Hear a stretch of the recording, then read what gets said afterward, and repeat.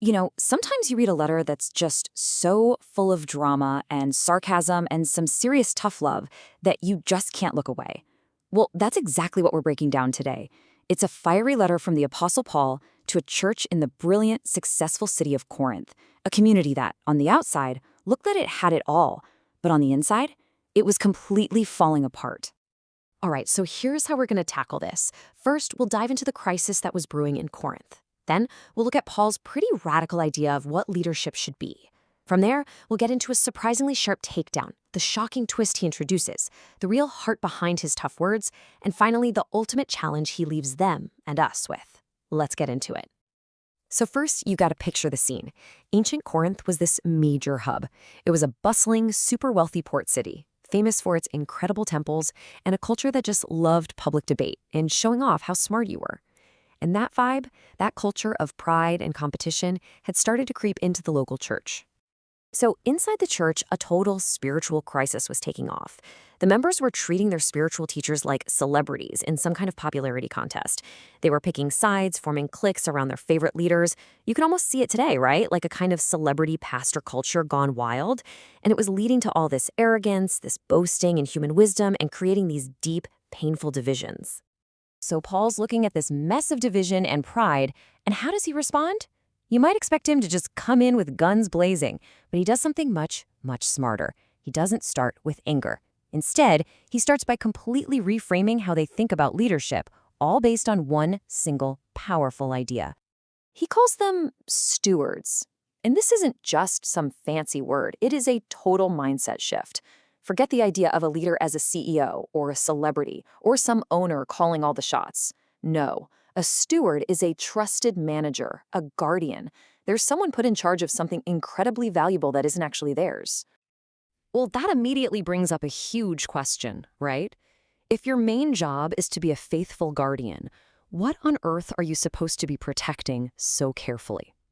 And the answer has two parts, and they're both profound. First, they are guarding the mysteries of God. That's the core message, the gospel itself. But just as important, they're guarding God's people, the actual community they're supposed to be serving. It's about protecting the message and the people who carry it.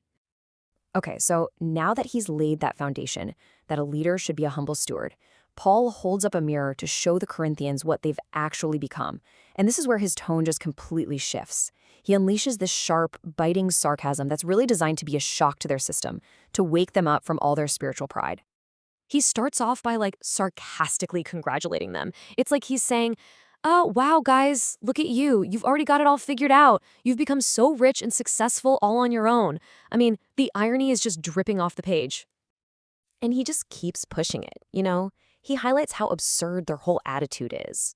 They're acting like they're royalty, ruling in this little spiritual kingdom they've built for themselves, totally disconnected from the very people who brought them the faith in the first place. And this question right here, this is the knockout punch. It cuts right to the heart of their pride. Paul is essentially asking, seriously, what do you have that wasn't given to you? They had completely forgotten that every single thing they were so proud of, their wisdom, their status, their gifts, it was all a gift from God, not something they earned on their own. So all this sarcasm, it's building and building to the absolute climax of his whole argument. And what he does next is just brilliant. He creates this shocking, side-by-side comparison between how the Corinthians saw themselves and the gritty, totally upside-down reality of what it actually means to follow Jesus. I mean, just look at this. It lays it all out. On one side, you've got the Corinthians, who saw themselves as wise, strong, honored, kings even. And in stark contrast, Paul says, look, to the world, true apostles, we're seen as fools for Christ. They're weak, they're dishonored, and in his own words, they're the scum of the earth. It's a complete flip of everything the world values. So you have to wonder, why would Paul be so harsh? It really sounds like a personal attack. But then he pulls back the curtain and shows them his true heart. He refrains this entire takedown not as an act of anger, but as a desperate act of love. He tells them, look, even if you have 10,000 guardians in Christ, basically 10,000 teachers or instructors telling you all the rules, you do not have many fathers. See, Paul sees his relationship with them completely differently. He's not just another teacher on the list, he's their spiritual father. He's the one who brought them into the faith. So this isn't an attack, it's a father's passionate plea for his kids to wake up.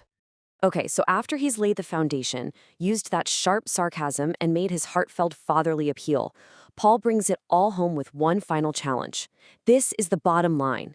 This is the thing that cuts through all their proud arguments and intellectual debates. He declares that God's kingdom is not a matter of talk, it's a matter of power. And he's not talking about flashy miracles or some big show. He's talking about the real, tangible, life-changing power of God that fundamentally changes a person from the inside out. And he ends by putting the choice right in their hands. He asks them this piercing question. So what's it going to be? Should I come to you with a rod of discipline or with love? It's a question that forces them to look in the mirror. And really, it's a question that echoes all the way down to us today. Is our faith about impressive words and self-promotion? Or is it rooted in that genuine, quiet power that actually changes lives? The choice, Paul says, is ours.